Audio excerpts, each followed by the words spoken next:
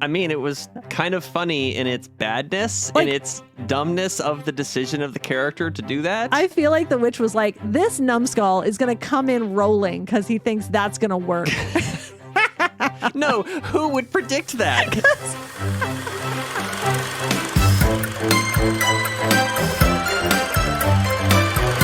Hello, and welcome to Steam Powered Movies. I am your host, Mike. And hello, I am also your host. My name is Dana. I am a steampunk fantasy author.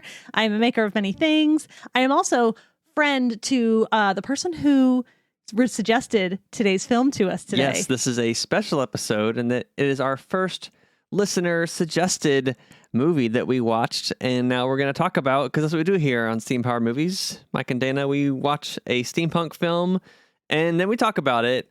And so that's what we did today. Why don't you tell us more about listener Doug, who recommended the film we watched? Okay, so this is my friend Doug Menk. If you go to any of the steampunk events that I go to, you've probably met him. He is part of M Squared Creations. They are purveyor of practical trinkets. And you can find M Squared Creations on Facebook at Leather, Floss, and Ink. And Doug is he's just a very cool dude. He's super fun. And he recommended Hansel and Gretel Witch Hunters to us. Yes, again, like I said, this is our first listener suggested episode, maybe the last. Hey, who knows? How dare you? We love our listeners and we love their recommendations. We certainly love our listeners. Oh my gosh. You're coming in like Frank Doyle here. Sure. You know who that is. He's the guy from Beyond Belief on Thrilling Adventure Hour who's always like, oh, look, visitors, please leave. Yeah, basically. Coming in with some real strong This is my Frank shop. Doyle. We know energy. what we're doing here. But if you are listening and you dare to want to suggest, you can do so on our social medias. We are at Steam Powered Pod on x.com or at Steam Powered Movies on Instagram or Threads. Literally no one is calling it X. You're not impressing anyone. No, I'm saying it completely ironically. Oh, okay. I think it's stupid. Yeah, you are being a hipster. That's all right then. That's a completely different situation. So yeah, listeners, as you can tell, this is a very casual podcast. It's a very pub chat style. Generally, we'll have like a drink or two. We'll watch the film. We'll chat about it. That's pretty much all there is to it. Yeah. So, and the theme is steampunk, obviously. which is what, Dana? Oh, well, basically, for those who don't know, steampunk is basically Victorian science fiction. We're working with steam level technology. And as we'll talk about in this film, some really clever takes on that. I personally really liked that, but I'm getting ahead of myself. You are getting ahead of us by about 30 seconds. So why was this a steampunk movie? Okay. First of all, actually, I want us to first talk about initial expectations because neither of us had seen this film. Oh, right. Yeah. So what did you expect going in, not having ever seen this film? I knew basically nothing about this film. Mm-hmm. I vaguely was aware that it existed when it came out, because it came out in 2013. Yeah. This is Hansel and Gretel Witch Hunters. With Jeremy Renner and some other people. Gemma Arterton was the co-star Mhm. who played Gretel. There was also Famke Jensen and Peter Stormare and some other people. Directed by some guy I never heard of before. But yeah, But Hans Zimmer did the music for it. You've heard of him. I looked that up because it caught my attention in the credits. He was an executive music director. I don't know what that means. The composer was actually somebody else, who's credited to someone else. So I think he maybe vaguely oversaw the making of the music for this film. Mm-hmm. At the end of it, I was like, are we sure Hans Zimmer used his time for this? Are we sure? Okay, we'll get into that. So put a pin in music. What was I expecting? I don't know. You asked me to write something down, and I wrote, I guess Jeremy Renner hunts witches with his Hawkeye bow. Maybe some sort of MCU crossover / origin story. I had no idea. This was very much around the same time. I think this came out right after the first Avengers film. Yeah, 2013. So yeah, somewhere around there. Again, I knew nothing about this. I only vaguely know what the fairy tale it's based on is. It's the kids get lost in the woods and eat the candy and the witch kills them or something. Were you not allowed fairy tales as a child, as well as so many other things? Probably. Oh my gosh. I mean, I knew some of the like Disney versions of stuff, but Disney didn't do a Hansel and Gretel animated film because it's too dark. Okay, so many things are coming to make sense. I basically was like raised on fairy tales. Right. Like I devoured fairy tales from the brothers little Grimm, kids. who are credited as, well, uncredited writers on this film. Okay, I love that they're uncredited as writers when really they were like collectors of local fairy tales and folklore. But anyway, that's a different podcast that I could absolutely host where I talk about the origins of fairy tales. We get into Charles Perrault. We get into the Brothers Grimm. We get into Hans Christian Andersen. But that's not this podcast. No, it's not. Okay, so anyway, all right. So those are your initial That was thoughts. my initial thoughts. Okay. Yeah. My What about initial you? thoughts. I remember seeing posters for this in movie theaters. Remember back in the day when we were all going to movie theaters before Nicole Kidman had to tell us to go to movie theaters? Yes. So I specifically remember being at the movies with you and seeing a poster for this. I don't remember what film we were seeing. I don't remember anything except being like, oh, look, that's a movie that's coming out apparently. Yeah, sounds about right. But I kind of sense like maybe like some Van Helsing energy, just like big dumb fun. And I was not wrong. It's sort of similar, kind of a theme to the last couple episodes. Yeah. We got vampire hunters, we got witch hunters, we got some action scenes that make no sense whatsoever. Oh my goodness. After we started watching the film, I wrote down, what if fairy tale but metal? I mean, again, they're dropping F-bombs early. They're like, this is very, very firmly an adult film. It did feel a start. little bit like Van Helsing, but would you like to see people explode? Yeah. Yeah. Yeah, because that happens. A lot. I will say the thing I disliked the most about this film right off the bat, it is far bloodier and gorier than I generally like. It was very body parts exploding forward. I thought it was very cartoony, though. It was. And I kind of, that sort of makes it better in a way, is that it was cartoony. Because if you watch like Final Destination, again, you probably were not allowed to watch those films. I saw that film. You saw that film? Yeah, not in my own house, but oh, right, yeah. else. Not actually like growing up, like in some other kid's place at like a party or something. I wasn't allowed to, but yeah, I saw it. So like Final Destination is extremely graphic. Oh, yeah. So yeah, I kind of like that it was a little more cartoony because it was just easier to just get through those parts. Sure. But anyway, we are all over the place right off the bat. Well, I think it's appropriate. This movie's all over the place. It is again, big dumb fun. I think that basically nails it. I have a question. Go on. Something I wrote down kind of early on.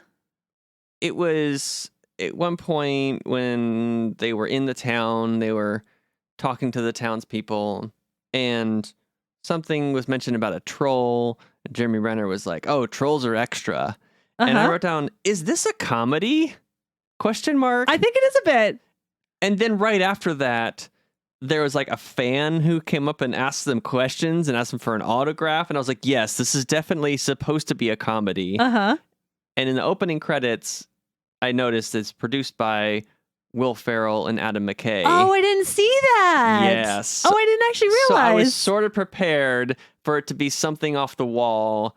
I think this was supposed to be a comedy, but it's not tonally consistent throughout. It's very weird. I will say I do have an issue with very gory comedies, but I actually like some of the writing. Like some of the one-liners are actually really good. Like I actually like when Jeremy Renner, people start like threatening his sister and he just like, and by the way, there is no other word for his gun. We're going to get into all the steampunk stuff and those amazing guns, but there is no other word for his gun than his boomstick. Boomstick. Yeah. Okay. Okay. I know you never played World of Warcraft. Again, you probably weren't allowed, but like there's also like this. Didn't care, but go ahead. Okay, yeah, because that's fair. That wasn't really your thing, so that's totally fair. But there was this iconic line in World of Warcraft. It might have been World of Warcraft 3, if I'm being really technical. But one of the dwarves, he comes out when he like gets created or whatever, and he's like, "This is my boomstick." Okay, then. It's iconic. Just trust me. All right. Sorry, I am not the audience for that. You paused for laughter, and I just stared at you. No, it's all right. But yeah, so anyway, he's got his boomstick, and he just goes, just don't. Like, I actually appreciate that. Like, they weren't trying to be clever. They didn't like try to just like smother the moment with like, look how funny I am. He's just like, just don't. Like, he's very clearly just tired. I think Jeremy Renner is the person that they didn't tell that it was a comedy. I think it works. He played it completely straight the entire time. And kind of like he was over it a bit. He's kind of like Indiana Jones in this movie. He's kind of like, oh gosh. I kind of like it. I don't know, man. Like, he was giving me very good brother-sister energy when like the fan came up and was like, just like, oh my gosh, look at all these things. And Gretel's being like all nice to him. And he's just like, please go away. I mean, I'm with that for sure. Yeah, please go away. So yeah, no, I did not realize that Will Ferrell and what's the other guy's name? Adam McKay. Yeah, his that they were business partner. Yeah. So that they were behind this totally makes sense. I can see it. So yeah, I did like, I just like their chemistry. I thought they were really good, like brother and sister. That part was fine. Yeah. Yeah, they're fine. So what about this again is steampunk? Okay. So I have a list. I'm so excited. Okay. All right. Let's go through your list. I want to say I was paying very close attention to all of the technology because that's what I do. Mm-hmm. The technology was a little bit all over the place, especially near the end when we like have basically what amounts to Gatling guns. Yep. That was a little bit like breaking it for me a little bit, but whatever. So we have repeater crossbow, which is also a grappling hook. I love that. I love a repeater crossbow so much. It's just a fun weapon. The crossbow that also makes no physical sense when it changes into a thing that can shoot sideways in both directions. That was, the big, like, ooh, show off. Now, like, we have the really big guns. Because that's what happens in these movies. Like, everything has, like, at a certain level. And then at the big final battle, suddenly it has, like, a superpower. Yeah. Yeah. That's what happens in these. That is what happens, yeah. Mm-hmm. Can confirm. Mm-hmm. I also saw that. Yeah. Yeah. So, I do love the repeater crossbow. I like, again, his boomstick. It's just extremely cool. I don't know what it is. Steampunk shotgun ? I think it's like 4 shotguns strapped together or something. It has that kind of like boom power. I don't know. Yeah. Powered by something. He has some sort of fancy watch. Oh, I wrote that down. So I really appreciate, again, we're all over the place immediately. Yeah. So he basically has diabetes. Yeah, I wrote down which gave him diabetes ? Yes. So essentially that's what is happening, which seems super random. I kind of appreciate it. I like that, like, these things that happen to him are having like real world effects on him, and it's a thing that he has to manage, like, which I know that generally type 2 diabetes has been thought to be a metabolic disease, but actually scientists are starting to think that it's autoimmune, and it's nice to have a little bit of autoimmune advocacy in this film. Sure, but I think this is a case of you taking something way seriously. This has so much like SNL writers room energy to me. Oh, it does have a lot of that. The whole movie does. They're like, oh, what if when he was a kid the candy gave him diabetes? That'd be hilarious. Like, that's the kind of thing it seems like, which it's, I don't know. You're taking it more seriously. Anyway, I noticed the thing on his wrist early on, and actually like wrote down a note about it. And then later on it started going off and I was like, oh, it's a medication timer. That's great. Yeah, that's exactly what it was. I kind of love that. I love that they have like a steampunk AED. Yep, defibrillator going on. Yeah, that was extremely cool. They had like the sort of steampunk record player that I think it was like a raccoon paw as the needle. Was it? Is that what it was? I think so. I saw the metal record player with the little record that they used to trap the one witch. Saying like, oh, I'm a alone kid in the forest. I'm a sad lost child. Oh no. Oh no. Oh no. And I was like, this is kind of awesome. Yeah. So yeah, no, I dig it. I dig like all of the really creative use of technology. Again, Gatling guns, a little bit too far for me, but I'm all right with it. It was interesting because I was trying to place I guess kind of the time frame based on the technology. Mm-hmm. And I suppose an argument could be made of like, we are in the 1800s because the record player is a big part of this. Yes, I'm totally like assuming this is the real world and we're following like actual realistic timelines. Again, Whatever. you taking this more seriously than anyone involved in the making of it. I'm thinking about it very, very closely. So the record player was originally invented by Edison in 1877. So, okay, I suppose there could maybe be an argument that this is like a rural town in England or something, or like a village. Witch burning definitely has more like medieval / Renaissance-y time frame feelings, but again, it's all very whatever. I thought it kind of had like U.S. colonial vibes too. Oh, you think? Yeah. Interesting. With the witch burning and the small town I rural. mean, I suppose I could see it. And the technology level, you know, like mid 1800s. I could see it. Yeah. I hadn't considered that because of the accents, but yeah, I suppose. Again, I don't think Were this there is actually accents? I guess some people had accents. There were a lot of like, I think Dutch accents. If you looked at the cast of actors, I think there were a lot of Dutch actors for some reason.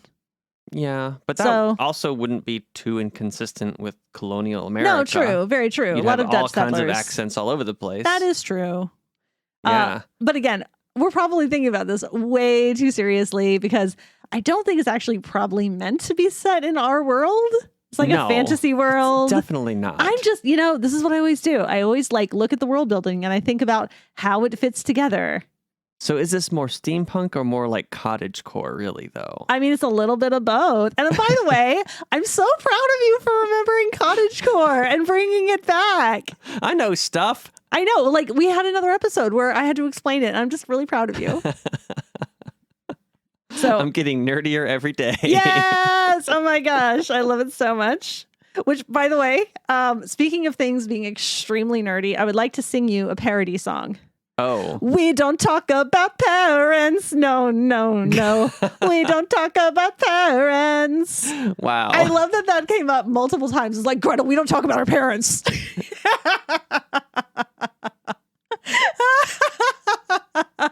I'm just sitting here shaking my head while Dana cackles. Oh, it's just, like I said, big dumb fun. I think this is going to be the rest of the episode.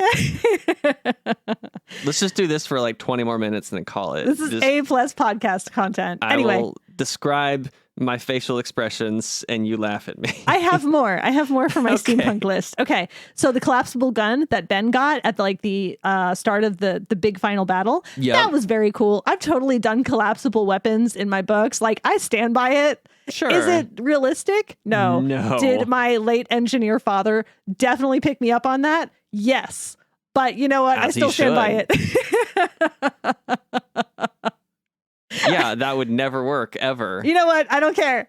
It's fun. It's great fun. It's taken until now to have like collapsible flat screen phones, much less gun barrels. Don't care. I don't care. 200 years ago. I do think that all of like the steampunk chicanery and gadgetry and stuff is very fun and creative in this. I really enjoy it. Sure. Yeah. Cool. So that is, just kind of my list of all the steampunk fun. Did you clock any of that at all, or were you just kind of like whatever? Yeah, I had some of those things on my list for Mhm. sure. Yeah, the watch, the record, defibrillator, the shotgun thing. Uh-huh. That's basically what I had written down. Okay. Yeah. All right. So I think it's very clear. I didn't take a lot of notes on this film. I think it's very clear you were not the hugest fan of this film. No, Was I there wasn't. anything about it that you did like really properly enjoy?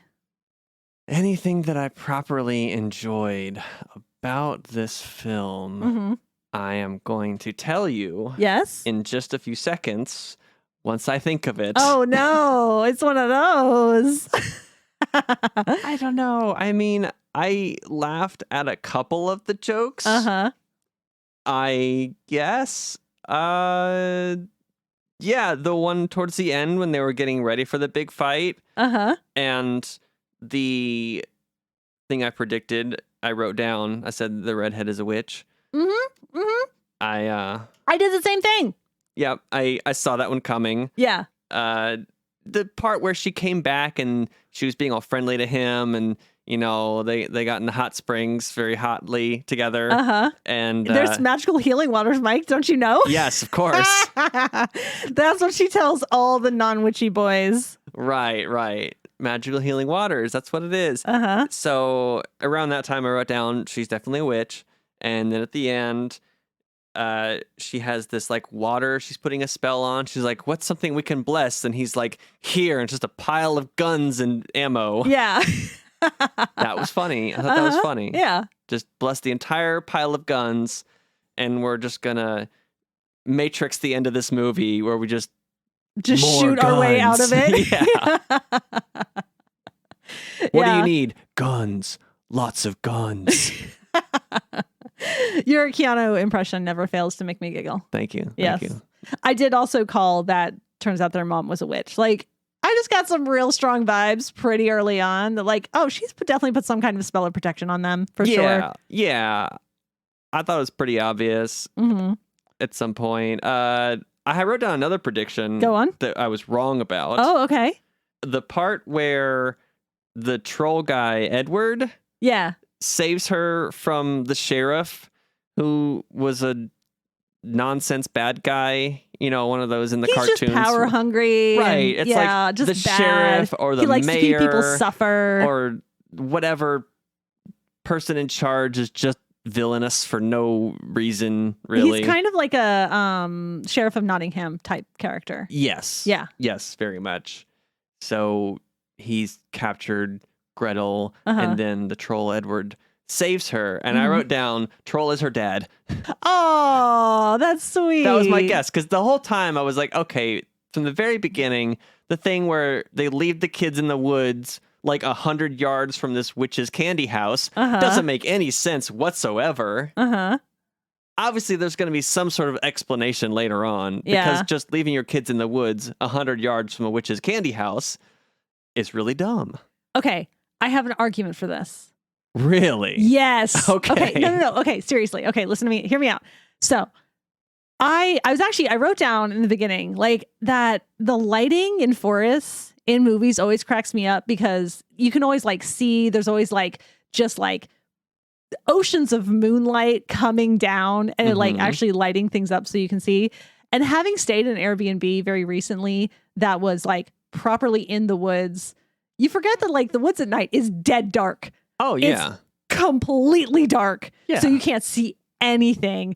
And I think that obviously, they're lighting it so that we're not just watching darkness on the screen. Sure. In the reality of the film, for lack of a better term, it is completely dark around them. He doesn't know that there's a candy hut 100 yards away. He just like took his kids out. His wife told him that they had to do this to protect them because she was right. And then he was like, I guess this seems as good a place as any, leaves them. But why did he have to leave them there and not just go with them somewhere else safe? Because he wanted to go home and protect his wife. He hoped that they would come back in the morning and they would be able to get them, but they weren't able to. But she was a witch. She could take care of herself. But she was too proud to run, Mike. They told us that. But why couldn't he look after the kids? Look, I don't know. And not just leave them in the woods. He loved his wife, Mike. I don't know. So in my head, I was trying to piece together how this all made sense. I was like, okay, well, she's a witch and the dad must be a troll, and that's why they were together. But he like could change his form, or maybe he got turned into a troll. I mean, the logic is not totally bonkers for this film. But yeah, that did not turn out to be the case. No, that was not a real thing. Yeah. It was just trolls like witches. Right. Oh, also, I feel like we were being very Anglo-centric when we were trying to figure out where this was, because it occurred to me while we were just talking. They're in Germany. Of course they're in Germany. It's Hansel and Gretel. They're totally in Germany. Just everyone speaks English. Yeah. Yeah. Right? Yes. Yeah. Obviously. And nobody has any German accents. Whatever. Yeah. It doesn't matter. Sure. Whatever. Anyway, that's the conclusion I've literally just come to. Is like, oh, of course they're in Germany. Obviously. Okay. So anyway, yep. That's what I'm bringing to you in the moment. This just in breaking news. Yeah. So you asked what I enjoyed. I just started writing down things that didn't make any sense. That's Like- not the same thing. At the end of the film, when they end up back at the candy house, and Jeremy Renner is like rolling his eyes and Mhm. ending up back there. For some reason, when he enters the front door of the candy house, he's doing a somersault. Oh my gosh, I wrote that down. Why? I wrote down that I love that he like rolls in like Tom Cruise or something in Mission Impossible, and it does zero good because she No. still just like just hits him with the shovel. Yeah. I love that it does nothing. He could have just run in with his head pointed forward. It would have had the same effect. I kind of love that. I mean, it was kind of funny in its badness, Like- in its dumbness of the decision of the character to do that. I feel like the witch was like, this numbskull is going to come in rolling because he thinks that's going to work. No, who would predict that? Again, I think this was like comedy writer's room, like, oh, just have him somersault in the front door. But the tone of the movie was not like a parody movie. It was tonally serious most of the time. I don't quite agree. I do don't feel like know. they mixed in a good bit of comedy. Like with the guy who had the curse of, what is it, the hunger for crawling things or whatever. Yeah. And he explodes. And then I actually like Which that makes you explode somehow. it, eating a lot of bugs? It's bad magic. It's bad magic. It makes you explode. Obviously. Okay, it was funny that when he was about to explode, Jeremy Renner put the fanboy in front of him Yeah. because he's like, oh, He knows something what's bad's going to coming. happen. Yeah. Like, but I love that Gretel is like, "Ah, I hate that one. Like, she knows exactly what it is. She names it. And then she's like, I hate it. And I can see why she hates it because it's disgusting. Right. But I kind of like that, like, yep, this is normal. This is the thing we've seen many times before. But like the rest of the film, it was very cartoony. I didn't get any like gross out vibes at all from the blood and gore. I just don't like that much. It's just, Yeah. it's too much for me. But I do, like you said, I like that it was more cartoony than realistic. Actually kind of reminded me of like Final Destination style, like, Oh, it definitely has some of that. I mean, and this oh, has they're going to just die been a how? thing. Oh, okay. Yeah. Well, this has just been a thing. And I guess there are probably still films made this way. I just don't watch them anymore. Where like, oh, you're going to like see dismemberment, which, okay, it's just not for me. Yeah, well, like the blood and gore stuff, though, it kind of, to me, went with the whole vibe of the movie. I wrote down, this has strong teenager energy. Uh-huh. Just the humor and the action and the things exploding. Oh, and, yeah. Very, very like immature, like, oh my gosh, exploded. Look at his Yeah. head. Ugh. Yeah, very much just teenager level thinking and writing. Mhm. I don't know. Yeah.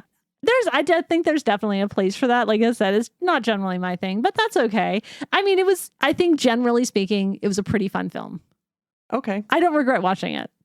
Okay. Oh, no.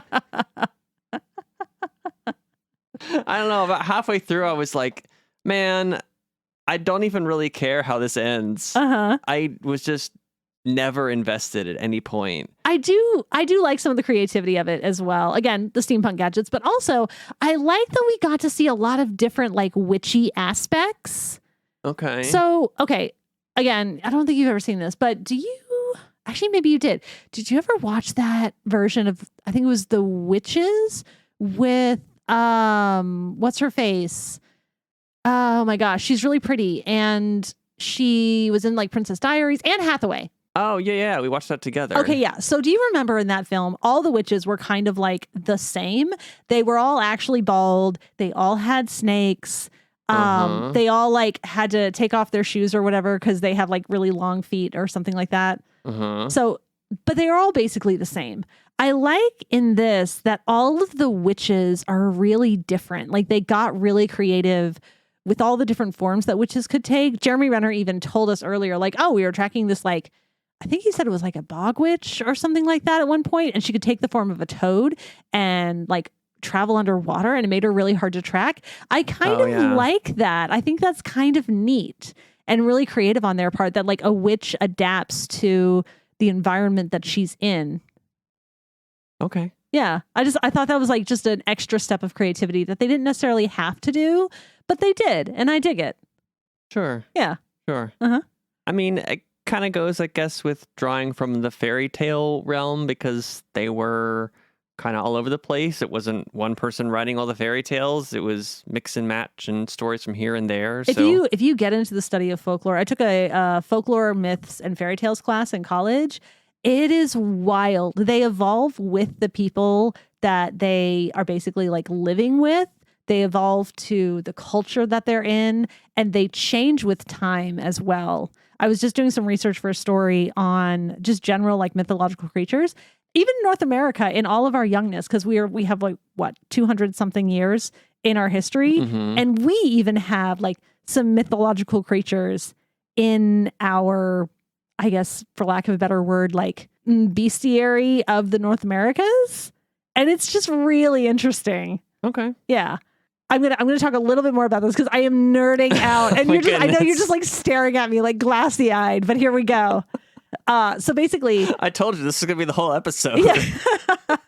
I predicted that too. Friends at home, Mike is so not into whatever it is that I'm spouting. Continue, please. Yeah. Anyway, so because for this collection of short stories that I recently just turned a short story in for A Cry of Hounds, they're all like dog based myth and legends.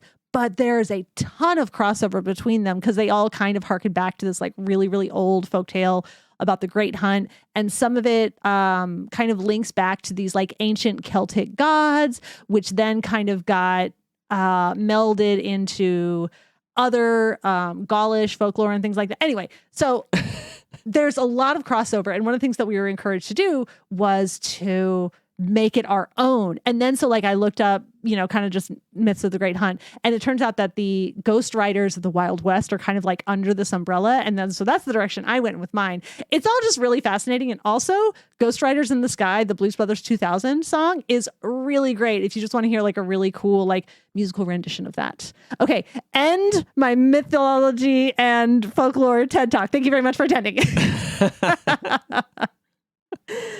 Well, thank you for that. Uh-huh. I think that was more interesting than the film. Okay. Well, anyway, if you ever want to talk more about folklore, I am totally here for it. Yeah. And if anyone out there wants to tell us whatever folklore-based films maybe we should watch, then you can message us, Are we branching this podcast out to like folklore-ish films as well? I don't know. If they're also steampunk, then include that. But also if they have any Volpertingers, 100% watching it. Oh, okay. Yeah. That's a thing. I definitely know what it means. You don't, but it's cute that you try. No, I don't. Okay, I have one more thing to say. All right. What's your one more thing to say? Okay. So Gretel should 100% be the one narrating this film. Like, I know that Jeremy Renner is kind of like the bigger name for this film. He's kind of like the top billed guy. Yeah. But Gretel was 100% like sort of the one driving this insane cart. Like, she's the one who is sensible. She's the one who's like figuring stuff out. Jeremy Renner, he's kind of just like the guy who punches and shoots. Yeah, I mean, if you notice when they go into the town, she introduces them and introduces herself first. She's like, I'm Gretel, and this is Hansel. It's not Hansel and Gretel, it was Gretel and Hansel when they walk in. Yeah. No, I'm with you. He did seem kind of over it too. He does seem like he needs to just like retire to a farm somewhere. Yeah. And just to have a life, a nice quiet life. It's a weird thing that a lot of movies do where they yada yada over them becoming what they are. The whole opening credit scene after the cold open of them when they were kids was all like headlines of them becoming notorious for hunting witches and stuff. Yeah. And then now we catch them on the tail end. But then also maybe the start of a new chapter because they have a new sidekick and the troll joins their clan to go hunt more witches. Yeah. So maybe he is renewed in his energy. That's true. Maybe that's what he needed. He just needed a little shake up, a couple more friends. Yeah. Like like Ethan Hunt, he needed Benji to join the crew and liven things up. I don't know what you're saying. I'm talking about Mission Impossible. I don't like those movies, except for the third one that Brad Bird did. But Benji is Simon Pegg. He's the one you like. Oh, I forgot. Oh, okay. He's all right. He's cool. He's cool. Yeah. See, it works. Okay, fair enough. See, now this is where I talk about a nerdy thing that you don't understand. Right. And you just nod and maybe understand or don't. I got excited. Yes, you did. You know what I got excited about? When the movie was over. Yeah. But you know what's funny about the reference you just made? What's that? Jeremy Renner is in the Mission Impossible films. Yep. It was around that same time. Hollywood was trying to make Jeremy Renner a leading man, and it did not work. To be fair, he did some stuff off screen that wasn't great. I mean, he's still doing okay. Like he's the bow and arrow guy. Yeah, Hawkeye. Yeah, he's that guy. He's fine. He's doing okay. Yeah, which is not what this movie turned into, which was my guess from the beginning. Right. This was the Hawkeye origin story. Yeah. That would be a really weird origin story. Maybe he's like actually immortal and Oh, I like that. Yeah.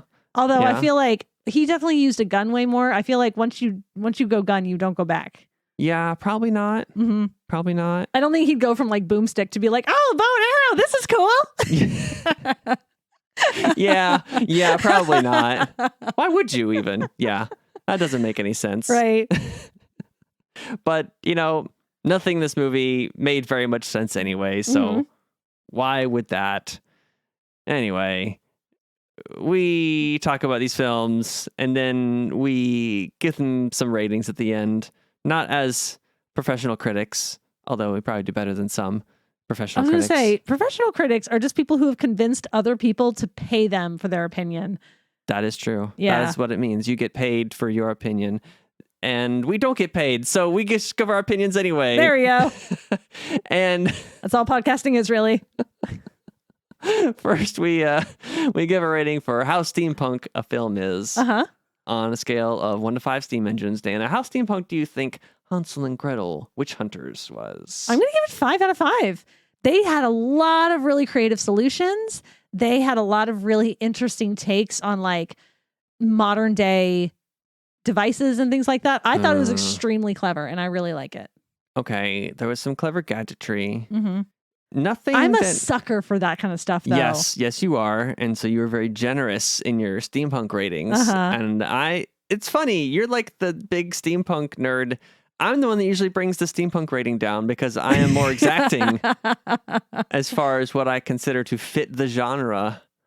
Speaking of professionals, there are no airships. There are no steam engines. I don't remember seeing any steam anything. So I think it's more of like a 2 on steampunk, maybe 3. Okay. Maybe 3. We could meet in the middle and say 4. 4 is meeting in the middle. Okay, fine. All right, so 4. Cool. All right, and then we each give our own personal ratings. Again, not on how good or technically well made a film is, but just how much we enjoyed it.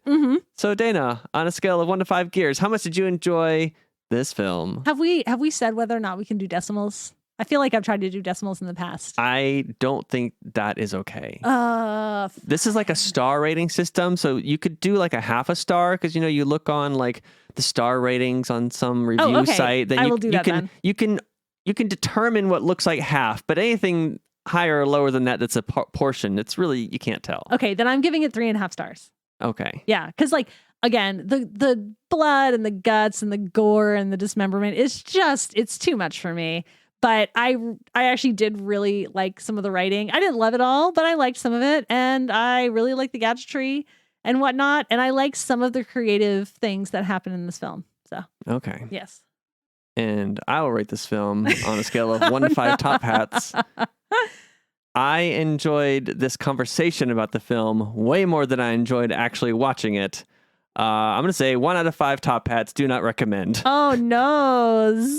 Okay, you're entitled to your opinion. Yeah, I wouldn't watch it again. I wouldn't recommend watching it. But if you enjoyed it, cool. Cool. Yeah. Cool. Wow. Well, you get to choose the next one. So we'll see. We'll see what happens with that. Yeah. We're going to make it something good. You heard it here, folks. The next one's going to be good, I promise. So tune in next month for another steampunk film from us here at Steam Powered Movies. Thank you for listening.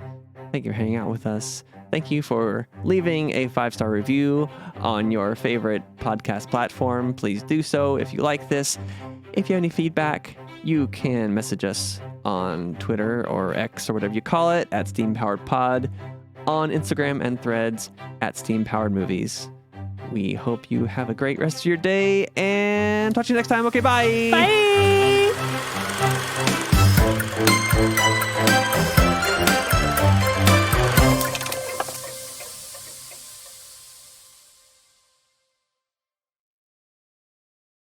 That's right. We are professionals. Professional what? Not going to say.